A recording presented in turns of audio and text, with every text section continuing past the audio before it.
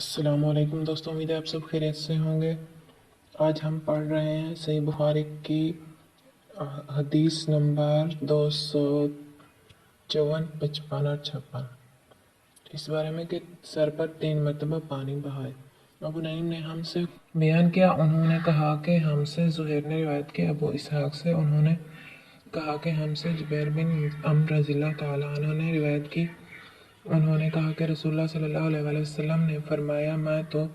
اپنے سر پر 3 مرتبہ پانی بہاتا ہوں، اور آپ صلی اللہ علیہ وآلہ وسلم نے اپنے دونوں ہاتھوں سے اشارہ کیا۔ 255 محمد بن بشار نے ہم سے حدیث بیان کیا، انہوں نے کہا ہم سے غندر نے بیان کیا، انہوں نے کہا کہ ہم سے شعبہ نے بیان کیا مخول بن راشد کے واسطے سے، وہ محمد بن علی سے، وہ جابر بن عبداللہ رضی اللہ تعالیٰ عنہ سے، انہوں نے فرمایا کہ نبی کریم صلی اللہ علیہ وآلہ وسلم اپنے سر پر 3 مرتبہ پانی بہاتے تھے۔ حدیث نمبر 256 ہم سے ابو نعیم بن لقین نے بیان کیا، کہا کہ ہم سے معمر بن یحییٰ بن سام نے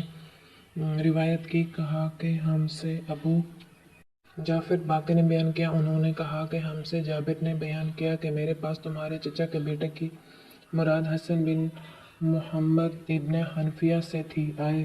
انہوں نے پوچھا کہ جنابت کے غسل کا کیا طریقہ ہے؟ میں نے کہا کہ نبی کریم صلی اللہ علیہ وآلہ وسلم 3 چلو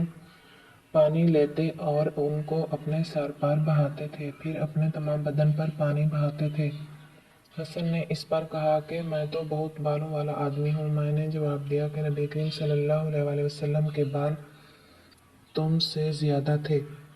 آج کی ہماری یہ ویڈیو یہاں پر ختم ہوتی ہے۔ اگر ویڈیو پسند آئی ہے تو لائک کر دیں، چینل پر نئے آئے تو چینل کو سبسکرائب کر دیں تاکہ اسلامی کتابوں کی تمام ویڈیوز آپ تک پہنچتی رہیں۔ ہم اپنی اگلی ویڈیو کے ساتھ پھر آپ کی خدمت میں حاضر ہوں گے، تب تک کے لیے اللہ نگہبان۔